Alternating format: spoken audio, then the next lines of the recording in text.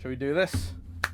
On a music quiz last night, the question was, in 1999, who released Mambo Number 5? Straight in there, Lou Bega. Lou Bega, straight in there. Good. This is the kind of insight that people really come to overanalyzing the Garden Wall for.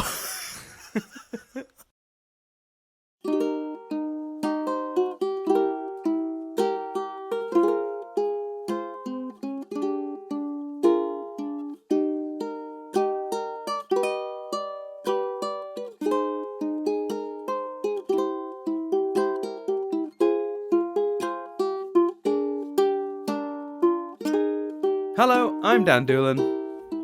I'm Chris Billingham. And join us as we venture into the unknown and over-analyse the Garden Wall. This week we'll be discussing, of course, Episode 8, Babes in the Woods. So, Chris, I'm going to say this up front. This episode, I'm so torn on how you're going to feel about this episode. And ever since we were like a couple away from it, this is the one I've been sort of like thinking about for a while. Because historically, you don't like anything with dream sequences, but fundamentally, this episode has one of the biggest dramatic turns of the show, but fundamentally, it's over 50% dream sequence, and you hate those. So I have been like, I was so excited to discuss this with you. And for those who don't know us from our other stuff and therefore don't understand why Chris hates dream sequences, I mean, I'll very quickly paraphrase you, and you can correct me if I'm wrong. But is your issue not normally that you just, because it's a dream sequence, you don't feel like the consequences are real and it's not worth spending too much time inside of a dream sequence? Is that a fair representation of your issue with dream sequences? Yeah, dream sequences. I don't even know if necessarily dream sequences is fair. It's and also, by the way, little preview. I don't consider this to be a dream sequence, but anyway, we'll get to that.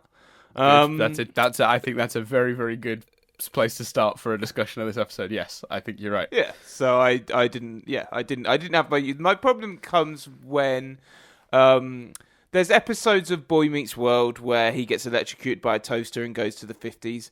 There's an episode of Fringe where one of them's high and we see inside their heads. And there's This Is Us did it beautifully on a number of occasions, actually.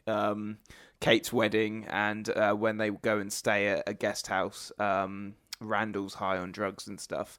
And often, if they're good character pieces, fine. I think so. Like the Randall one is a great character piece and a great way for us to see a moment that we wouldn't otherwise see. Sure. Two characters in certain points together when we wouldn't see that. Same with Kate's wedding.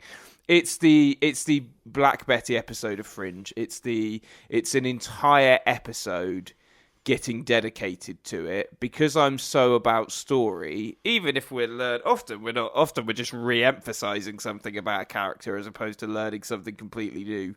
Isn't there an episode later on in Prison Break where he spends an entire episode like in a dream sequence? It's when it's. And actually, I didn't mind this as a kid, but it's the one that could have been the Friends episode that everyone hated. I didn't actually mind that one as much because it's a comedy. It's a fun what-if story. Yeah, it's easier to get away with that, I think, in a comedy. And I think with that one, do you think with the Friends one as well, there's an agreement with the audience immediately that this episode is like just silly fun. Like it doesn't matter. It's not progressing any other plots. We're just in a different. We're just in a different reality for a week. We've done a different intro. There's like a handshake agreement right up top, and if you're not on board with that, don't worry, get out now. It's fine. Like, do you know what I mean? It's hated though, dude. It's hated that episode. I know. So yeah, it's more when we dedicate. Yeah, it's the Fringe one and the Uncle Grandpa one of Steven Universe, which is just a side swipe for no real reason. That's what I struggle with. Do you want to recap the episode first? Yeah, I'll recap the episode. So basically we start with Wirt and Greg on a boat, which is weird. What? Did we see them get a boat? I don't think we ever saw them get a boat. But anyway, they're sort of floating downriver. Wirt's still feeling really sorry for himself. And and he basically says to Greg, "Stop acting silly. We're never getting home. This is ridiculous. This is a waste of time. We shouldn't even be trying here." And obviously, he's continuing this theme of him not being in a place of, not being in a positive place, being very much giving in to the woods and probably helping the beast. And they actually hear very hauntingly the beast's song coming from the trees, which Wirt mysteriously knows is the beast. I'll question that in a bit, but he decides that they're just going to give up and he's going to sleep under a tree. And Greg basically misinterprets what he's saying as now he's in charge of getting them out of the woods, when actually what he's saying is blaming Greg for getting him there in the first place. Greg decides the best way to do that is to go to sleep, and that the answers will come to him in his dreams. So he goes to sleep. We go into an animated dream sequence that's heavily inspired by animation of the 20s and 30s, usually Disney stuff. We'll get into some of the specifics later of that as well. In that dream sequence, he's greeted by 3 separate reception committees, which is one of my favourite jokes from the episode. And then he basically... he wants to learn how to sort of be the leader, and they let him lead their band. But doing that, he ends up sort of messing up, as it were, and by being silly, and he releases the essentially the North Wind, who's some sort of villainous force in this weird dream land that he's sort of visiting, Cloud City. And the North Wind, he eventually stops, and then the sort of Queen of Cloud City gives him a wish, and he wishes for him and Wirt to go home, and she says, "Well, you can't go home. Wirt's already been taken by the beast." And he goes, "Well, then I know what my wish is." And then we come back to sort of reality in quote marks, and Greg sort of essentially says goodbye to Wirt in what is one of the most heartbreaking moments of the whole show, because he sort of says that he's sorry that he got them there. And I think we'll come to this later, but I think the audience knows that there's no way this is fully Greg's fault. A lot of the themes of this show have been about Greg blaming Wirt for his own choices, and Wirt blaming Greg, for his own choices. So we know this isn't entirely Greg's fault. And so it's really heartbreaking when you realise that what essentially Greg has done is he's made a deal with the beast to save Wirt, and he wanders off with the beast. He tries to sort of explain to Wirt what's going to happen, but Wirt sort of just turns over and goes, "Go to sleep. Leave me alone. I'm sleeping." And Greg wanders off in the woods with Beast. Wirt sort of wakes up, realizing what's happened, tries to chase after him, and falls in water. He drowns. He nearly drowns, and then he skirts across ice, and the ice breaks, and he falls. That's right. I could imagine him under the water, but I couldn't figure out. I couldn't re-visualize how he got there. Yeah, that's right. He goes on ice, and then it breaks, and he goes into the water. Following the theme of this show being seasons, I guess it's gone wintry now. And I think, if memory serves, he's then picked up by. I'd say memory serves. I saw this morning. Beatrice picks him up, and he ends up on the shore with or on land with her. No, he's on a boat with her, and that's where we end the episode with the sort of cliffhanger being that they've not yet saved Greg, and the frog as well. Oh, and the frog. Sorry, yeah. Whatever they call. I got very confused by that frog. Because there's a. By the way, is your just side note? Have you got like a shirt on that's rubbing against your mic or anything? No, I'm making notes with a pencil. So you might be hearing the pencil scratches. I'll stop. Possibly. I don't know. Wait, is it this noise? No. It's just occasionally just sounds like something's rustling up against it. It's all good. Don't worry. Oh, you know what? Wait. I think I may have clocked what this is. One sec. Let me adjust my headset, Chris. How is that? Oh yeah, that's better. What was the stitch? I think it was my hair. Wait, let me get back on mic. I got off mic to fix that. I think it was my hair. Oh, I think cool. I think I had a strand of hair that was rubbing against the little speaker. Did you have a haircut the other day? I had a haircut yesterday, yeah, and it's I went from being extremely long-haired to being very short-haired, and I was really disappointed, Chris, because on the way home I was wondering, will the cat freak out? Who's this very different-looking person stepping into the house? And he didn't. And then it was pointed out to me that essentially I was upset with the cat for not noticing my new haircut. And when you phrase it like that, it doesn't sound great, does it? No, when you phrase it like that, you come across like a crazy person. I do.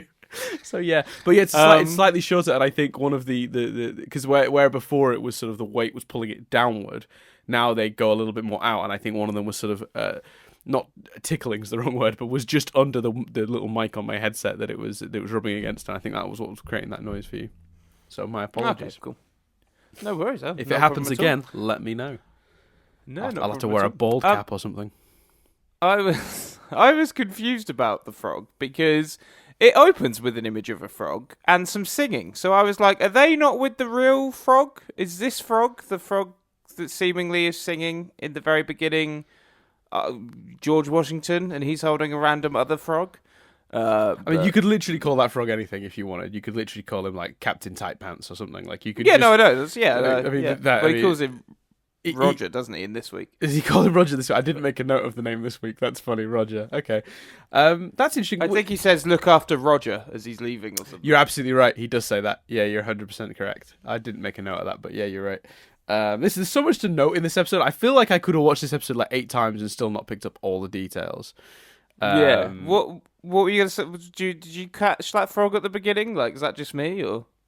I'm trying to find it. So frog singing at the beginning. The opening shot is Beatrice like in the trees looking for them. Yeah. And then it goes to a frog. And then they're on the boat. Maybe I don't know. Oh, it's the fish. There's a big fish. Right. Okay. There's a big fish. Right. There's a big fish.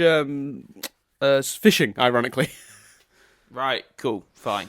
I don't know. I thought that was a frog. And then the actual frog is very much in the boat with them. Also, why is he? There's so many questions for the start of this episode. But what's he doing with a? He's got like a guitar or a ukulele or something, and he's just rowing with it. Why is that? Yeah, then he just throws it away. It's a guitar. It's got. Oh wait, no. Is that 4 strings or 6? I can't tell. No, it's 6 strings. It's a guitar. Well, what's weird? Actually, no. What's weird is it's got 6 pins in the top for strings. But if you look further down the guitar, there's only 4, which is a ukulele. So I don't know what's happened on the design of that thing. It's some sort of Frankenstein instrument. I don't understand what's going on with that. There should only be 4 pins at the top. But anyway. He just throws it away as well, which I found quite entertaining. Yeah, no, it's a good joke. So go on.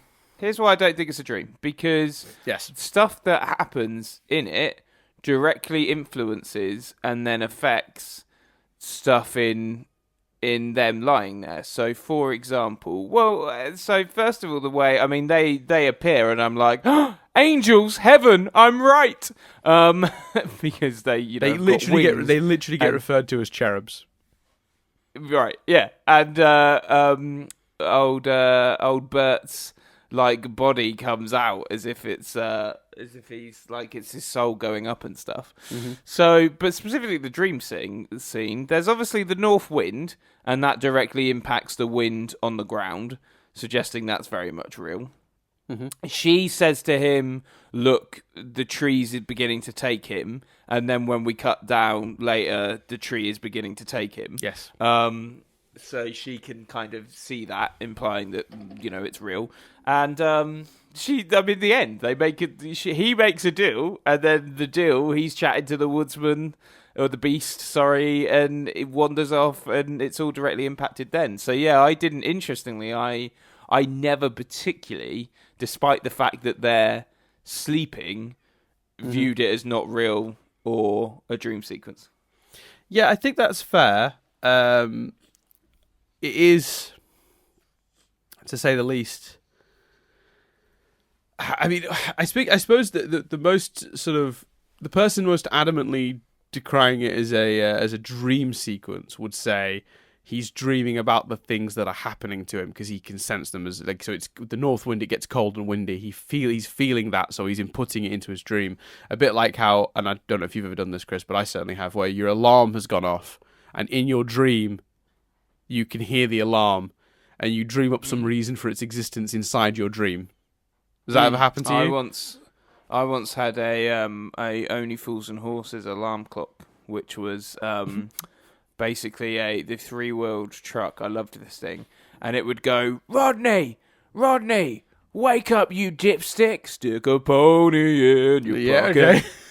And it was amazing. And once I had a dream where I was on a street chatting to someone, and then suddenly the Trotter's three-wheeled van drove past me, like, stick a pony in your pocket. Amazing. And I was like, oh, the Trotters have come to town. And then I was like, wait, that's probably my alarm. I better wake up. Amazing. Yeah. That's a good one. I'm on board. Yeah.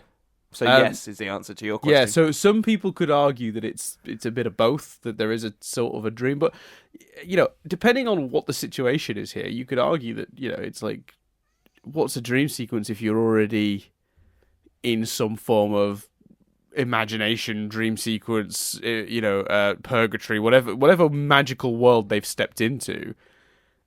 Is there such a thing as a dream inside of that? Like, do you know what I mean? How much of it is that, and how much of it is the sort of magical nature of the world stepping in? Does that, you know what I mean?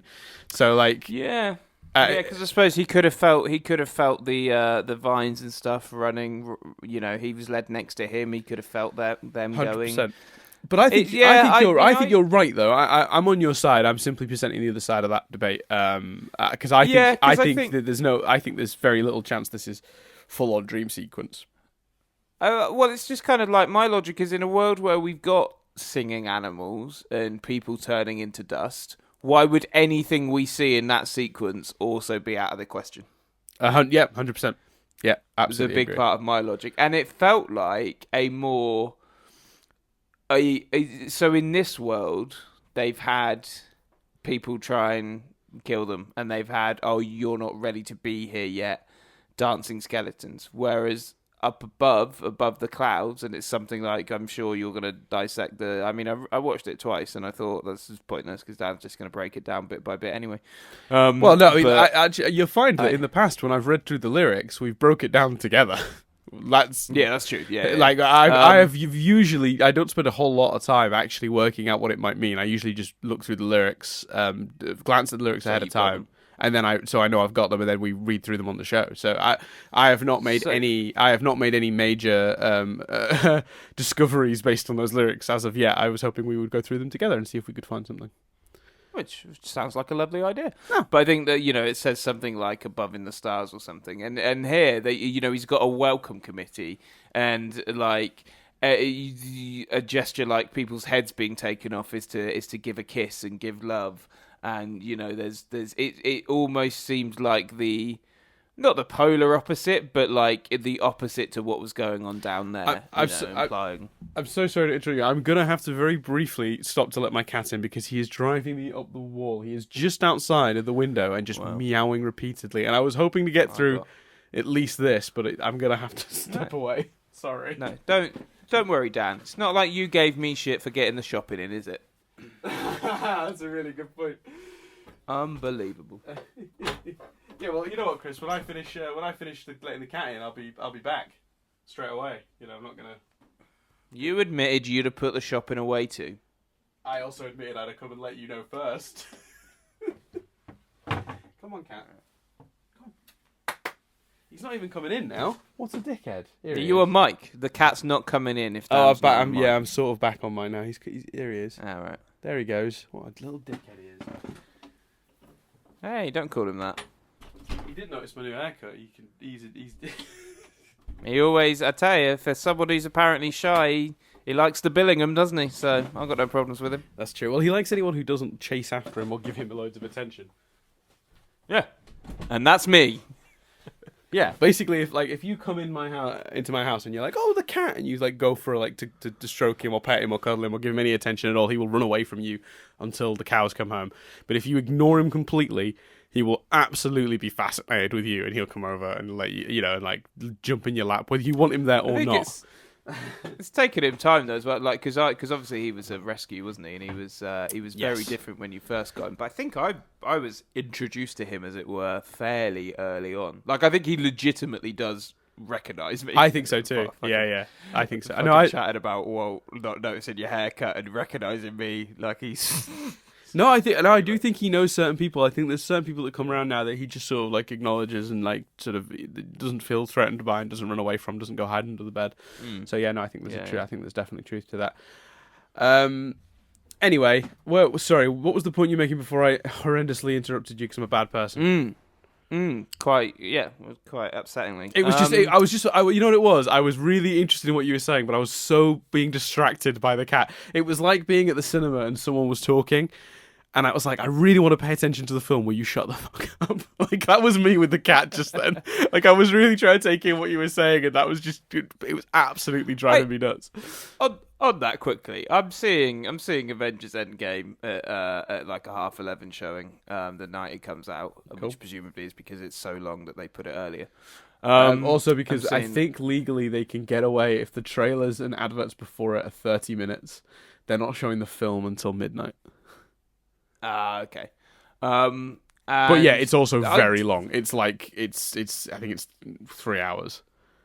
Yeah, which I'm all in for. Yeah.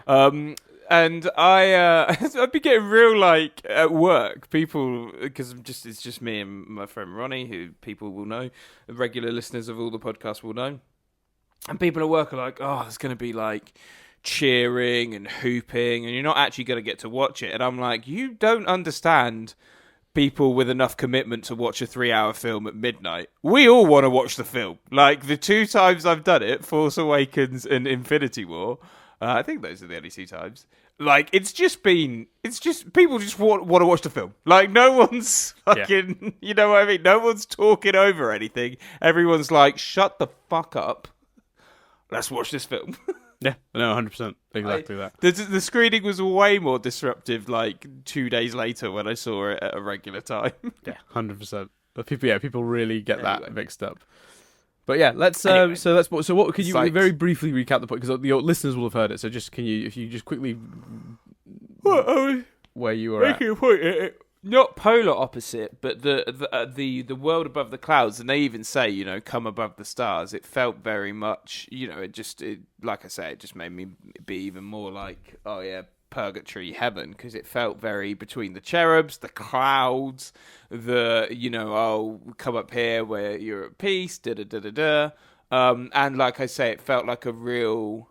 Everyone's just dancing and having a good time up there. And everyone's being themselves. They're not like frogs dressing up, trying to appear fancy. They're just, everyone's having a good old time. So I feel like that's what that was saying. My point's got away with me a bit. And then, like, the Queen, I thought was interesting. I tell you the one thing, because it was funny, because I watched it in bed, so I watched it next to Jess, and she laughed. So the first bit of it, she wasn't actually looking at the screen, and she says, "Oh, this sounds like such a kids' show." It was when he was kind of like, "I'm the leader," and all that kind of stuff, and I'm like, it really isn't a kids' show. And then obviously when she looks up, there's like dancing pigs, and she's like, She laughed. She laughed a lot at. I need to be a leader. Well, perhaps you could lead our band. Okay, like that. Right. That really made her laugh. Yeah, it's funny. It's a good joke. I can't remember. She made some point. Maybe that was all I was going to say. But yeah, what an episode for her to see. Yeah, that's funny. But by the end, I was like, you see, it's not a kids' show. She was like, it's pretty deep. Yeah, so I was like, oh yeah, that was it. I was like, when she said, when she first said this sounds like such a kids' show, I was like, I don't think it is, because I'm pretty sure like that they're dead and this is purgatory. And she really rolled her eyes. And then later on, where they're dancing on top of clouds with cherubs, I'm like, see, and it's pretty hard to fight against that visual. Yeah. So I mean, can I ask a question about your theory before we get more into the depth of this episode? Something just occurred to me. I don't know if it is a proper. I don't know where I am theory-wise now, but yeah, carry on. Okay, because I suppose with purgatory, I never really thought that through to this conclusion. But if they're legitimately in purgatory because they have died, then there's no going home, is there? Because they're dead. Yeah, unless it's some sort of life on Mars. Yeah, I suppose you're right. Maybe now it's more of a mid-world. I certainly think I guess I use purgatory as a term to sum up either going on to heaven or getting pulled down to hell by the beast. But I suppose in a like I say, a life on Mars midpoint world, then you could go home, which would lead you to coma, I guess, like life on Mars. Mm-hmm. Yeah. So maybe I'm making coma my new theory, Dan. Or imagination. I don't know anymore. I truly don't. Yeah, that's fair. It's in terms of like what's actually going on. It isn't the most sort of at this point. I don't think they've been very good at how much information they've given. I don't think they've given too much at all. I think it's very good. Yeah, and I'm beginning to feel it's not going to be I'm beginning to feel, and obviously you've kind of said as much as well, that it's not right. This means this, and this is this, and this is this, and this is this. It's just like here's some more scenes. Make up your own mind. I feel I mean, I think there's a degree of explanation that's due, and I don't think you'll.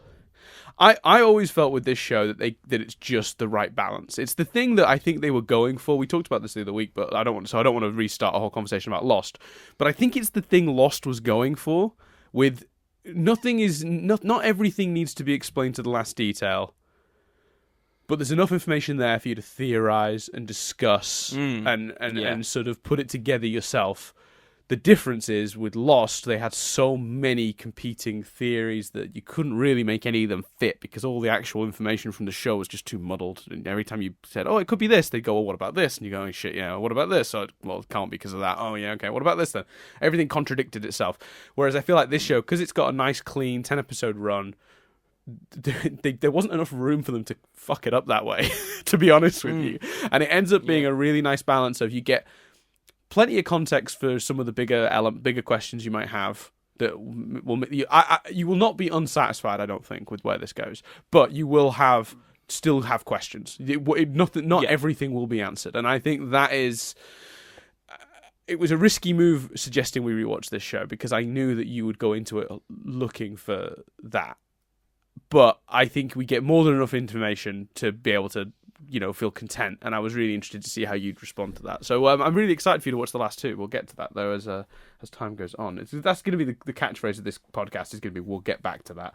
But really excited to what? Sorry? Say that again? Get back to watch the last two episodes and get your feedback on those. It's going to be really exciting. So let's break this one down a little bit more then. So let's do the song, yeah. Do you want to look at the song? Okay, let's look at the song. Yeah. So there's a couple. There's two. There's a little teeny one right up top called Forward Oneroni, and I looked up how to pronounce that. And that's the one that happens as he's going up initially. And it's forward, cherubs, hear the song, a child's wishes call us on. Descend, descend, ere he scapes. Our dreams our winged hath made. Okay. Winged wind hath made. There you go. For only breath, the veil of sleep, can Oneroni act on men. We it sounds like Oneroni a act hymn, on doesn't men? it? Well, that is now you've hit on something from the trivia actually there, Chris, because let me just quickly find the. So, the villain that Greg fights off is called the North Wind, right? In Greek mythology, Boreas was the North Wind, part of the Animoi, and he was very violent. The song that the people of Cloud City sing is called Forward Oneroni. The Oneroni were the personification of dreams. They were the sons of Nyx, who is night, and brothers of Hypnos, sleep, and Thanatos, death. While the title of the song refers to them as the Oneroni, however, the lyrics first call them cherubs. The song ends with our men, indicating that perhaps it is a hymn. I think all the links to sleep and death are interesting and fit. Well, I found, there's two things in there that I thought really interesting, particularly the one that I thought was interesting that sort of gives me some context for this is, for only breath, the veil of sleep, can we, Oneroni, act on men? Which tells me that in this world, whatever this world is, these things exist that can only affect you, speak to you, interact with you once you're asleep. Doesn't make it a dream sequence, makes it more of a sort of outer body experience. Does that make sense? Yeah, so that backed up by that visual, like I think I described Exactly. it earlier, as the soul leaving the body. Yeah. Yes, exactly. So you sort of see Greg's spirit almost leave the sort of more physical form behind and float up to the sweet sequence at Cloud City. And while it's all played for gags, because of course it's just absolutely full of love letters to 1920s and 1930s cartoons, the actual idea of that, and it's also could be suggested, I think, that there's an element for me of the Onironi take the form that I think will be most pleasing to the person they're appearing to. I have a very strong suspicion that the reason they took the appearance of 1920s and 1930s cartoons is because this is the mind of Greg we're talking about. You know, I don't think the Onironi have physical form the way we do. Or even some of them at some points, like just the heads kind of almost look like him as well. Yeah, 100%. So I think that that these beings, including the North Wind and the Queen of the Cloud City, or whatever she was called, the lady at the end, I think all of these beings are something in the same, and like almost like a third layer. So like if we're working with the assumption there's a real world in quotes that they've come from, and then there's the unknown. I think then there's like almost a third less physical layer of reality where these Onironi exist, and it sort of overlaps with the unknown, and therefore if you fall asleep in the unknown you could interact with it. And I think, you know, I think the Onironi sort of almost answered his prayer, because if you remember what Greg says as he goes to sleep, he does a little rhyme, doesn't he? He says, "Star, oh star, up in the sky, guide my dreams with light that shines. Help me know just what to do to get work home, and also me too." Really inappropriate time, Greg, to make a reference to the Me Too movement. But other than that, you know, I think I think they heeded his call. That's my interpretation of this. I think the Onironi really exist, and I think that they live in a sort of weird veil world within the unknown, or maybe that overlaps with the unknown, and that that when he made that plea for answers, they took him there. But I think the reason they took the form of these cartoons is very much because they don't have physical form, so to appear to Greg in a way he would understand, they appeared that way. Does that make sense? I don't know if I'm explaining myself very well. Is the Queen possibly their mum? Which was a thought I had. Interesting thought. That's what I wondered. He's very taken aback by her, and that just feels logical to me. And it was my first thought. I guess it's like, you know, that Doctor Who thing where that sort of that Time Lord appears, and the theory is it's his mum and stuff. It just, I was like, oh, I wonder if. So that's, I mean, I don't know if you would. I can't say much on that theory, obviously, because if that were true, that will be something they would probably clarify in the next episode anyway. So I wouldn't, or next two episodes, I should say, and I wouldn't be able to verify that either way. So I will simply say that is an interesting theory, and you can take from that what you will. And then presumably the North Wind's his dad. Yeah. God, that's a dark suggestion. Because if there's almost like a Casper villain element to the North Wind. Do you know what I mean? Yeah, 100%. Shall we take a look then at more of the lyrics? Because that was just the song that's called "Forward Onironi," which is the little hymn that's sung as he's brought up. Once he's in Cloud City, and they ask him to conduct the band. That we've got lyrics from that, if you want me to read through them. Yeah. Everything is nice and fine all the time. The softest clowns. Come on, Dan, read. The softest clouds and rainbow skies. Ain't gonna lie. We always have the most spectacular time together. Everyone is sitting pretty on top of the weather. So, I mean, those lyrics are very much just like, everything's great. Everything's great in heaven. Yeah. Oh, lasso a cloud and make the flowers grow. Tie them in a bow to throw at the end of the show. Our songs are filled with love, the sweetest love, and we can send them down to you with a little shove. So, I mean, the first thing End of the show, end of life. Yeah. Yeah. Okay. So, okay. So, okay. Oh, lasso a cloud and make the flowers grow. Tie them in a bow to throw at the end of the show, so that you're sort of saying like they're up in the clouds, some sort of heavenly thing. At the end of life, they throw you down a bow, and it's like a way that you pull you up. Like, is that what you're sort of going for? Yeah, there's almost connotations of be a good person and get to heaven. You know what I mean, to some degree. Yeah. And then our songs are filled with love, the sweetest love, and we can send them down to you with a little shove. I thought that's, he got to go up there. He asked for their help, and they came to him. Like, so I mean, the connotations are so, like, I mean, you say he asked for their help. He led down before he went to sleep. He looked up at the sky. Correct. And he requested help. He prayed, essentially. Yes. I mean, not to a specific deity, but you're absolutely right. There is no, but no, you're not wrong. You're not wrong at all. The imagery and the action are, agreed, in line with that. Agreed. And then, of course, we have hitch a ride into the sky, and join our band. Bring harps and lutes, kazoos, trombones and flutes, or just your pots and pans. We can write a little jig out on the mighty blue. We will be here just for you, through and through and through. So that just sort of talking about joining us, I guess. That's just kind of that protection. Pots and pans is interesting, obviously, because he's wearing a pot or a pan. Well, he's wearing a teapot. Yeah. Which is a kind of pot. I'm not disagreeing with you. It just occurred to me that might sound like I was being contrarian. I think, arguably, Dan, arguably, the biggest combination of both a pot and a pan is a teapot. That's a fair point. Yeah, because I'll give you that. It's a pot that sits on the hob and helps the thing inside it heat up, ready for consumption. Yes. Tell me I'm wrong, Dan.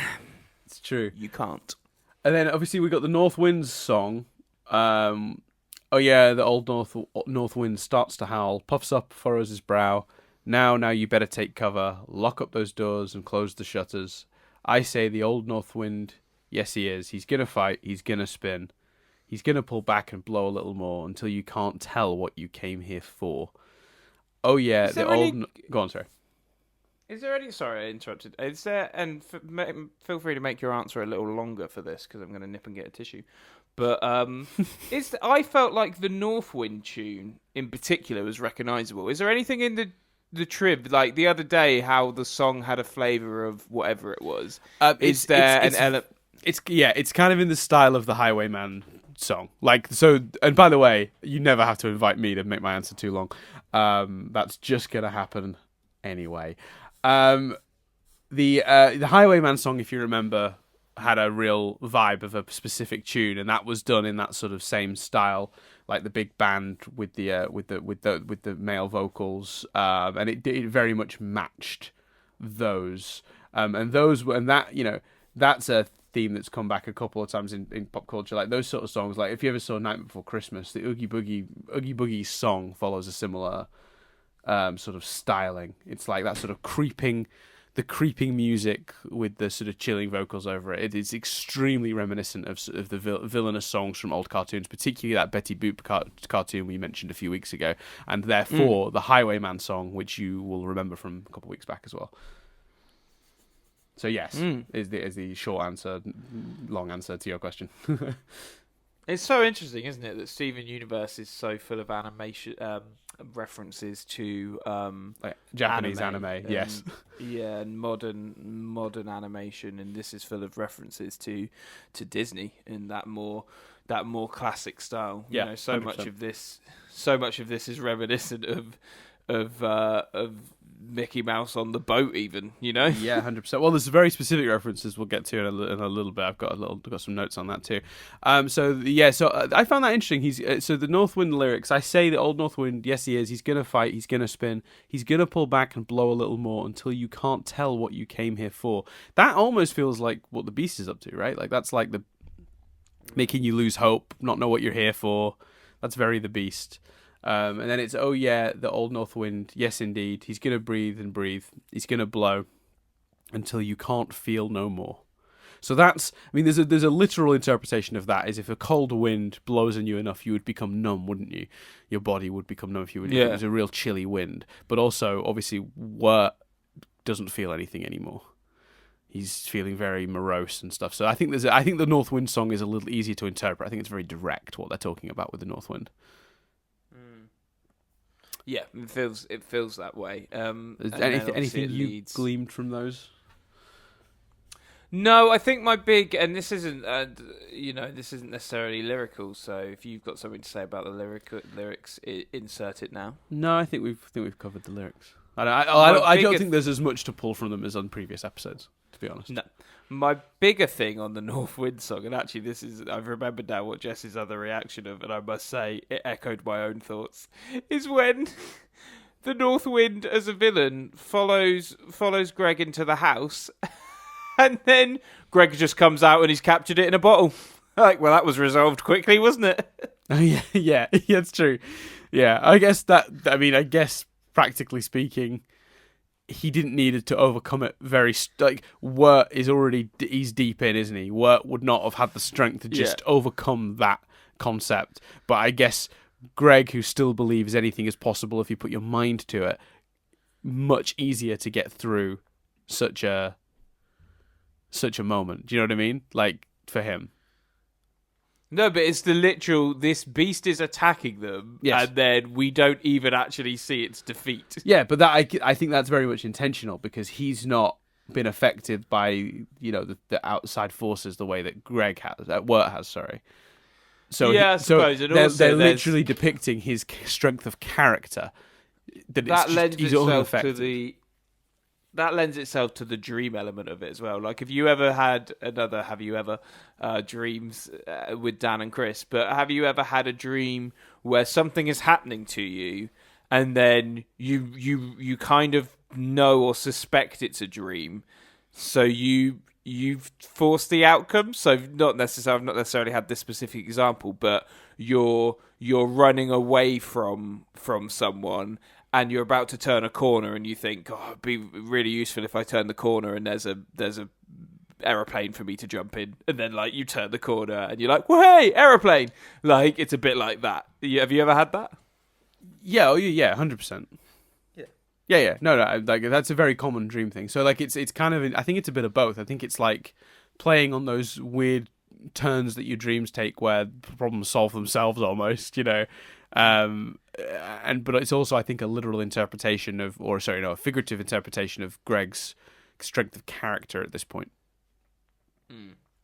So, yep, I think that's fair. I think we'll come back to some of the details from the dream sequence later when I go through the bits of triv that are related to how the animations. Or should I do those now before we get onto the sort of more meaty character stuff of Greg and Wirt? Yeah, do them now. Let's divide the triv up. Okay. So much of Greg's dream has a look of early 20th century cinema, in addition to direct references that we'll mention in a second. The dream sequence utilizes some other early film techniques, or many early film techniques, but specifically the iris, which is the small circle usually used to transition between scenes in early silent films, is used here to draw attention to characters or objects, or was used to draw attention to characters or objects. The welcome committee and other citizens are introduced via iris.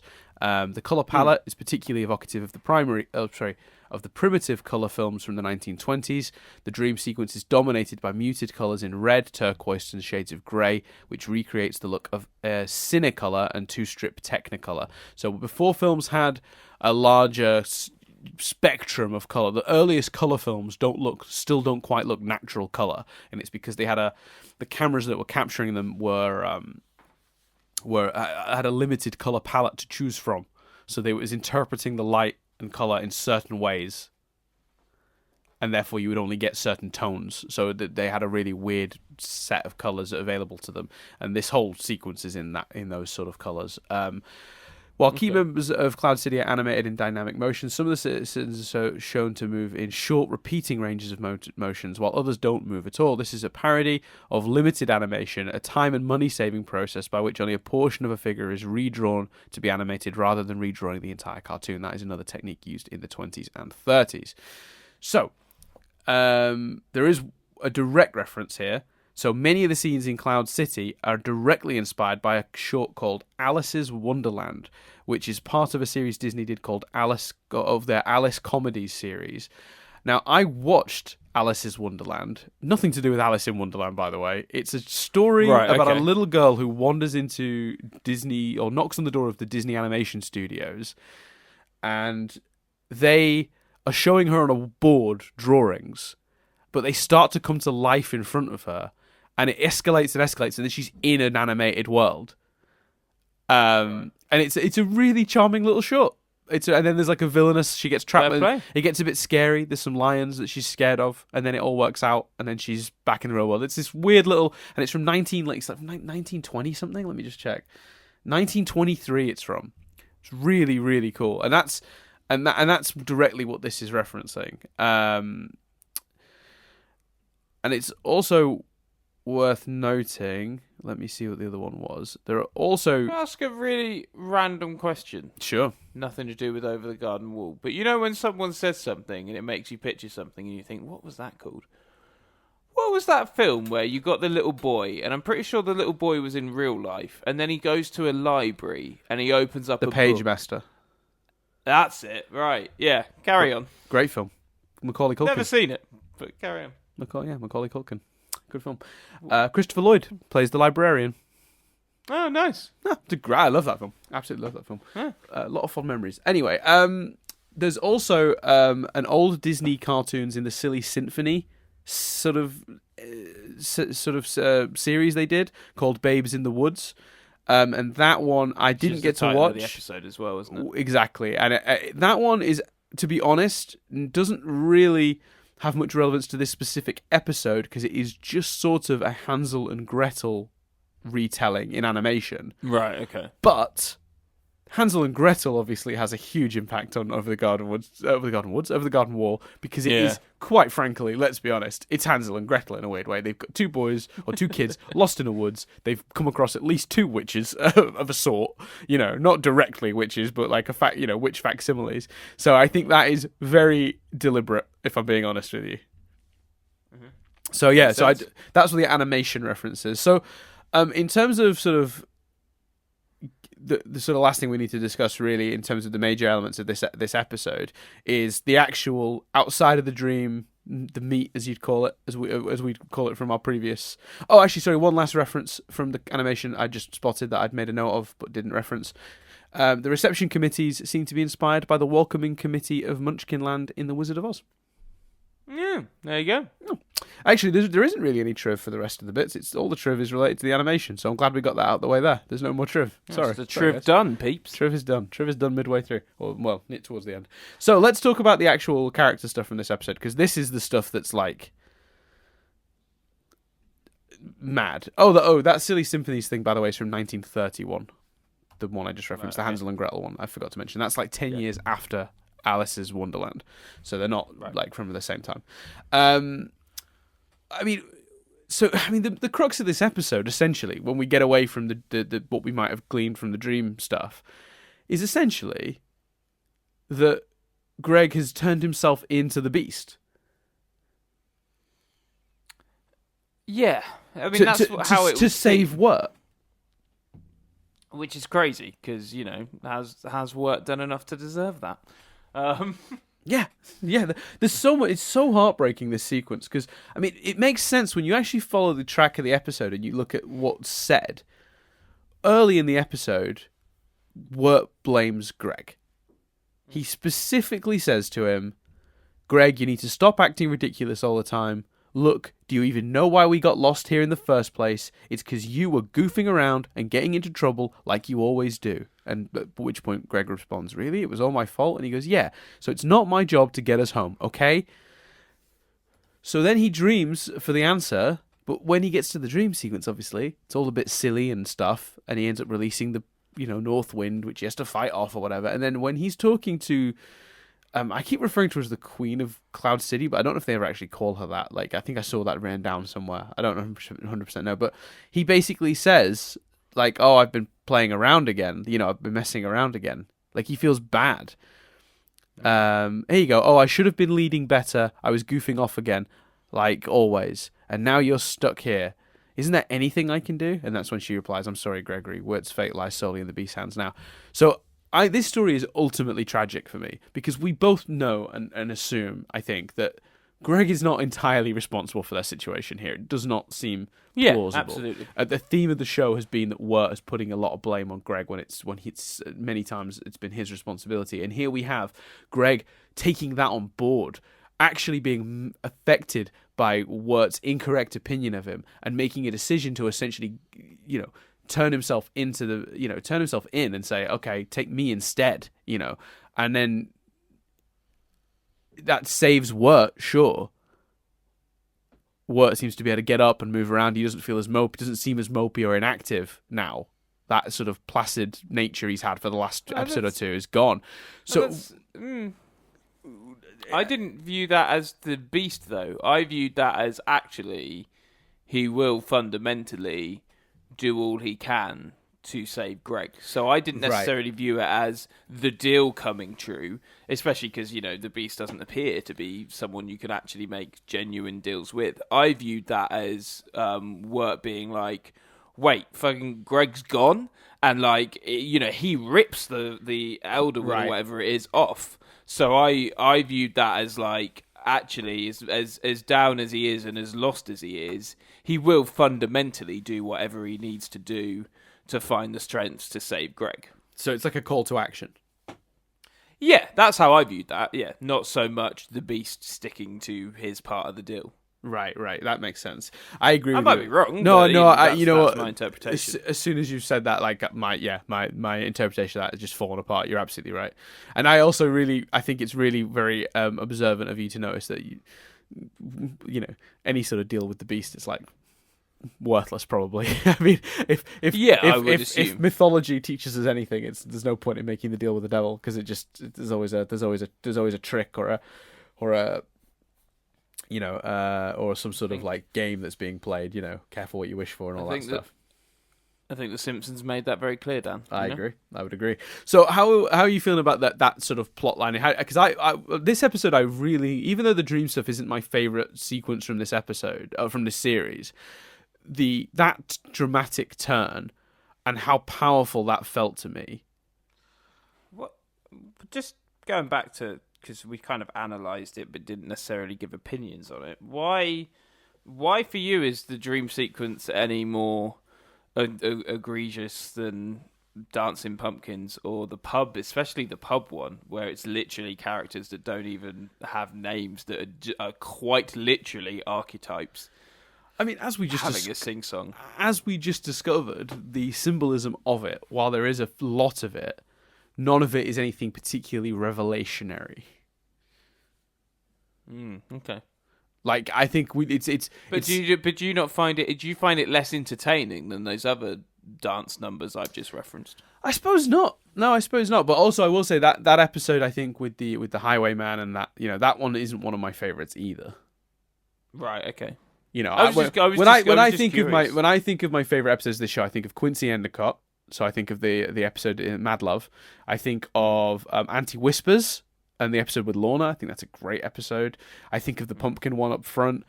The episodes that are a bit more meandering and a bit more sort of, you have to sort of interpret what's going on.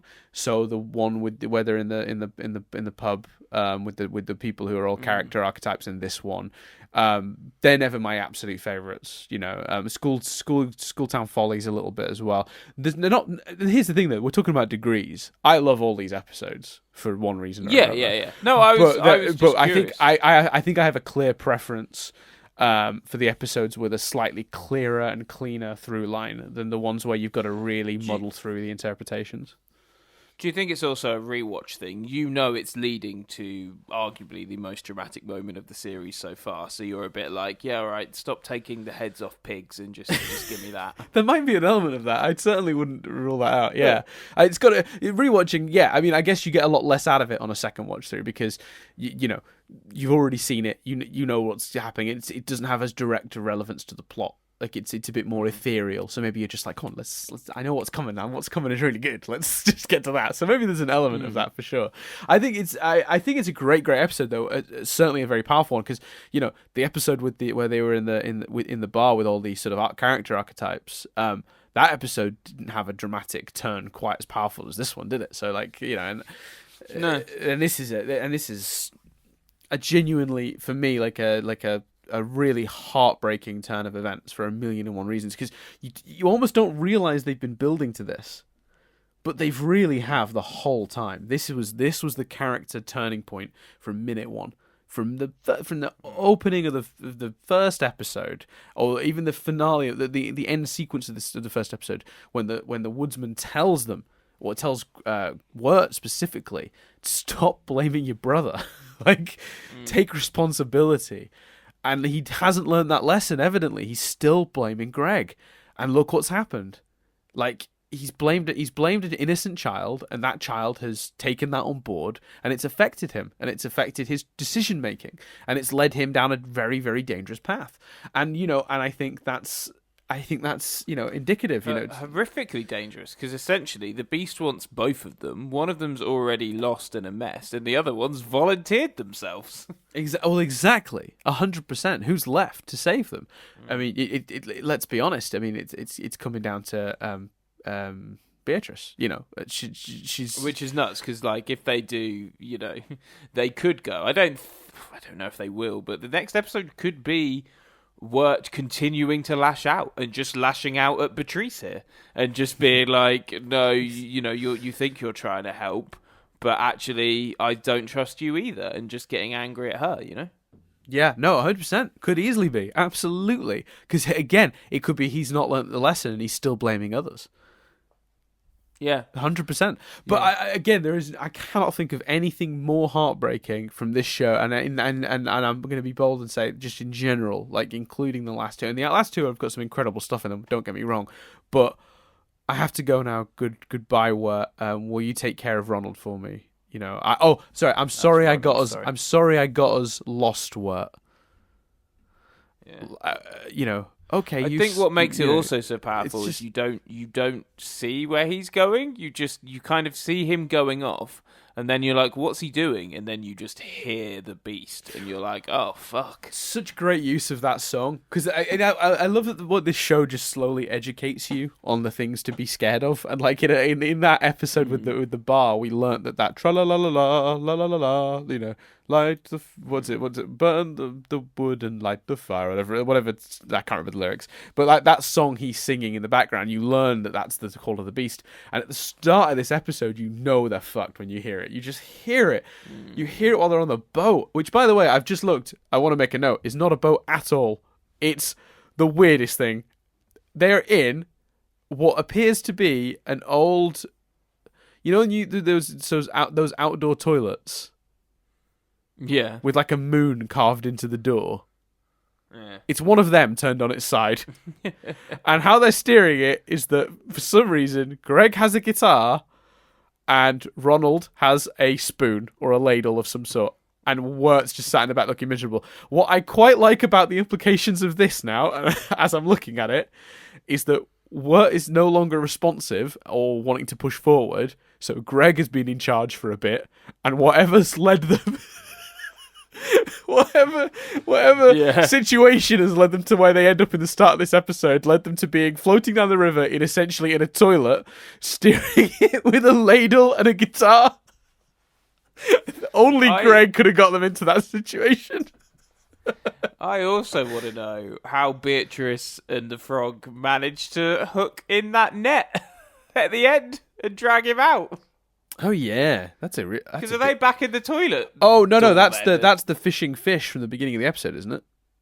Ah, right, okay. Let me just bring up the visual. Let me just bring up the visual. Sorry, I got the impression she's on. Yes, it is because I remember thinking, is that the same frog? And I was thinking of a frog, not a fish. So yeah. Yeah, it's the fishing fish from the beginning of the episode. This sort of ironic fish, and he's immediately you can see his fin. I've just looked at it. You can see his fin pulling the net. Beatrice doesn't seem to have any involvement in the net pulling, right. But she is there, I love that you thought the fish and the frog were the same. Yeah, I truly did. That's amazing. I mean, from a character perspective, I said I can't express how heartbreaking this was for me to watch. He's a child, and he's so young and so innocent, and he's been really corrupted and really sort of messed up mentally by his brother, blaming him for everything. And I think that's really, really powerful as messages go. You can't.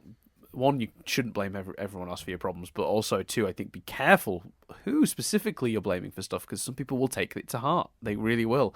And whether it's their fault or not, it will affect them. And I think that's a really interesting and a powerful angle to go in. Any thoughts on where this is going? I mean, I have asked you that a couple of times now, and the answer is usually the same, which is fuck knows. But, I mean, let's see. I think maybe Wirt will unfairly blame Beatrice for a bit. Hopefully it'll be more about trying to get hold of Greg. Yep. And then maybe they'll... I mean, the only other person, the most obvious person to give them advice or help at this point is the woodsman. Yes. And maybe them deciding to actually trust him. Yeah. Right. So maybe the next episode is them... They stumble across or find, or the woodsman is there as well, and he's like, "What's going on?"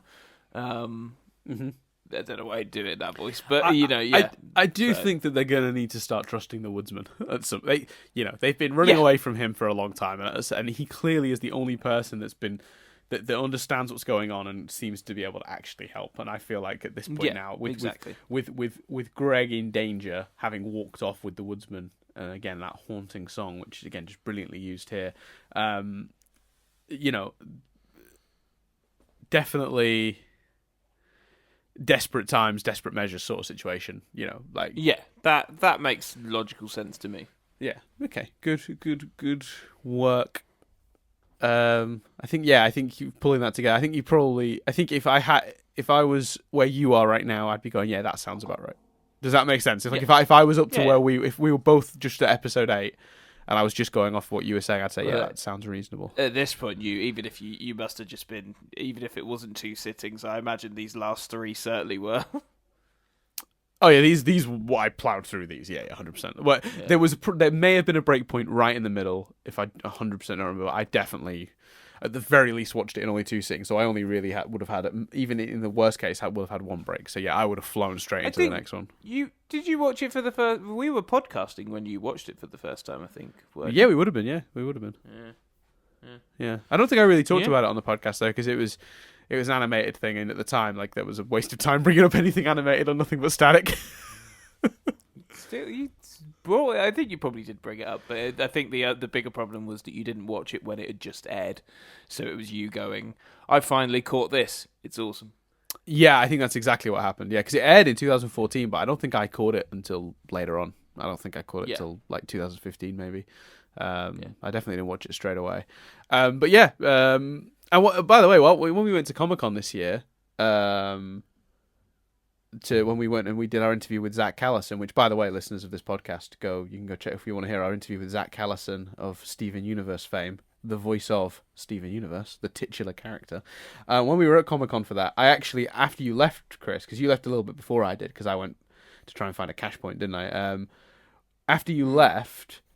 just to clarify, like, I had to get back. It wasn't... Dan didn't go, "Oh, I better go get some cash," and I went, "Well, fuck this." Oh yeah, sorry, yeah, no, I didn't mean to sound like I was just giving you context, Chris, for when this happened, so you wouldn't be when did this happen? I was there. I actually saw a lady dressed as what? Oh, nice. That's awesome. Yeah, I might, if I can find that. I might, but I don't have to see it. So I see the other other cosplayers I got pictures of on the day. I got their details so I could like give them credit. So I can't do that because I can't just put some poor strange lady's picture up on our video without actually being able to contact her and check. But yeah, no, we saw a really. If you think you were that cosplayer, get in touch. Yeah, she had a work costume on. She looked great. It was Friday of. Was it London? Was it London Comic Con? Yeah, London Comic Con, MCM. Yeah. I didn't know if it was like a offshoot, but yeah. Fair enough. Okay. So I think are we done? We caught up. You happy? Anything you want to add to the episode? No. I really enjoyed it, and I very excited to see the next episode. I'm so relieved you enjoyed it, by the way. I was like prepared to debate with you about the value of the dream sequence. I really was. I even looked at the percentages of how much of the episode was dream sequence versus not. No, I never, because it was impact. And again, it's a show where there's talking animals, so I honestly never. This didn't seem like this didn't seem like much of a jump. I mean, yeah, because I worked it out at 54.55% of the episode was dream sequence, 40.9% was not dream sequence, and 4.55% was intro and outro. See, that's the thing. Even you referring it to as dream sequence then makes in my head. I'm going, it's not a dream sequence, like. So. No, I know. But what else you describe it as? Like, it's he falls asleep and he goes somewhere. Whether you perceive it as being more real than not. I mean, it's by definition a form of a dream for sure. I describe it as his Christmas Carol phase. Yeah, that was the three ghosts. Is there anything I've missed before we go? I feel like I might. Oh yeah, let's quickly tackle. I said we'd get back to it very quickly. How does Wirt recognise the Beast song?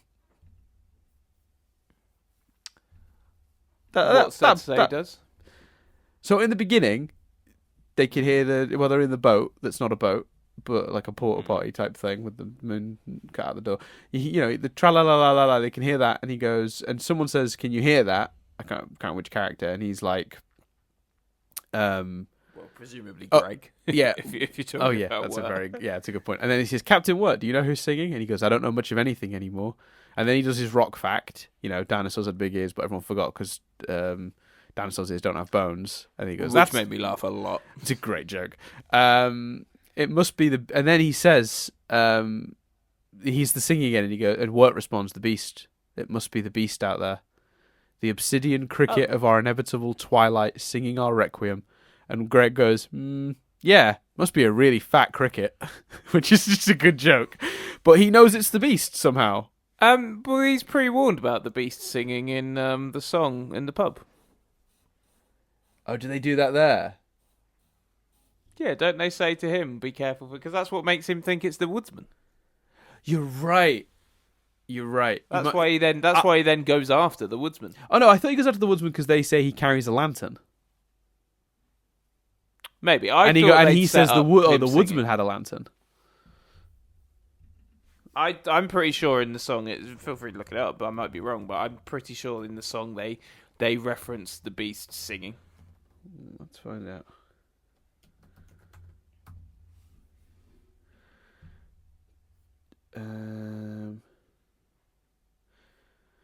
Okay, let's have a look. I've got the lyrics from that song. For once your will begins to spoil, he'll turn you to a tree of oil and use you in his lantern for to burn. And that's when Wirt cuts in. Wait, lantern? The woodsman was the guy with the weird lantern, not the beast. He who carries the dark lantern must be the beast. What? No, the woodsman's a good guy. He warned us about the beast and told us which direction to go to avoid him. And now you're more lost than ever, huh? Yeah, but...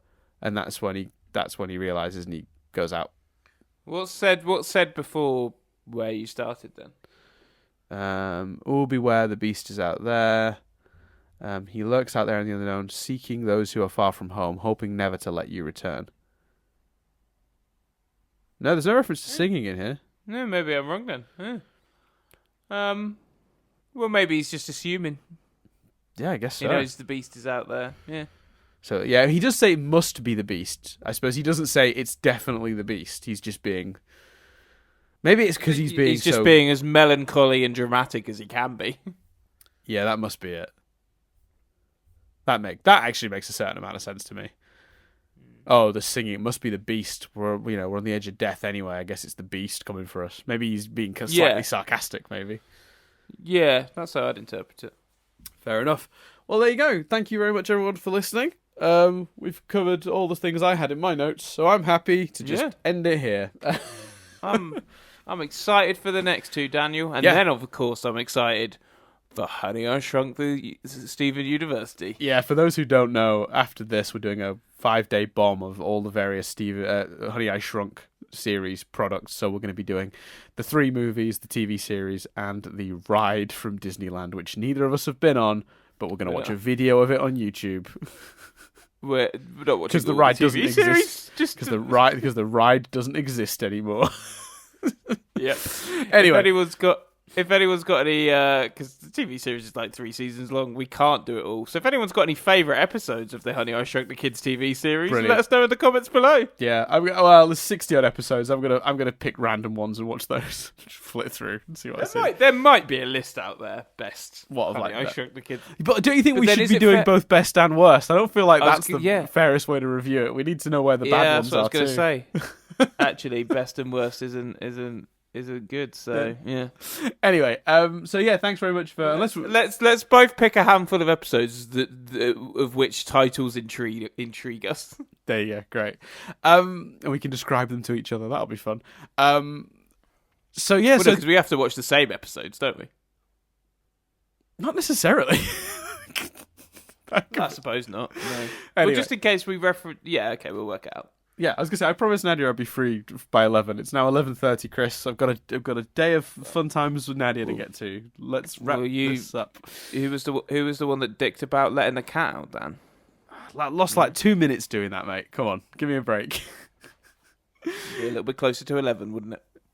Yeah, by 2 minutes. 3 now we've had this conversation. So if you want to get us to talk to us and feedback on any of this, obviously the comments down below, but if that's a scary place for you to go because the YouTube comments, we get it. You can email us, mail@nothingbutstatic.co.uk. You can join the Discord, which you can join by requesting a link from me on Twitter or on Reddit or somewhere. At Dan Doolan on Twitter, Chris is at C Billingham. You can go to there's a Nothing But Static Twitter feed as well, at Nothing But Static without the G. Obviously, go listen to the music of Fretzel. Fretzel is the guy who performed our intro and outro themes for this podcast on the ukulele. Also excellent on a guitar. Plenty of animation-based covers on Fretzel's channel, linked in the description below. You can also, of course, be a patron if you like what we're doing, and and you've subscribed already, and you think, well, what else can I do to help those boys out? You can give $1 a month or more if you feel like it, but not if you can't afford it. Only if you can. I borrow this line from the Weekly Planet, but they nailed it when they said if there was an amount of money you would drop and not bother going to pick up, or if you lost it you wouldn't be that fussed about, that's the amount of money you should ideally be donating if you want to help us out. Yeah, and nothing more. Whatever you basically wouldn't notice if it was gone. So yeah, the Patreon is patreon.com/nothingbutstatic. And I will say with the Patreon, and once you do that, you automatically get a link to the Discord, an invite. So do that. And then when you're on the Discord, you get your name is in yellow text because you're special. Ooh. Because you gave us money. Yeah, absolutely. Sad but true. So yeah, I think that's covered everything. Yeah, man. Go listen to the music of Fretzel and have a nice day. We'll see you in a week's time for more of this. Oh, if you go to the Patreon right now, I forgot to mention, you can... Oh, can they hear next week's episode? We haven't decided what we're doing with that yet, have we? Yeah, next week's 9. We said we'll keep 10 back. Okay, so you can hear episode 9 now if you go and give us $1. You just won't be able to hear 10 in advance. So Yeah, you okay. only get that privilege for 1 week. But still, worth doing. Episode 9's a cracker. We think, we hope. We haven't recorded it yet, but we're assuming it is. So yeah, thanks very much for listening, and we will see you guys on the other side. So I've been Dan Doolan. I've been Chris Billingham. And join us next week as we once again venture into the unknown and overanalyze the garden wall.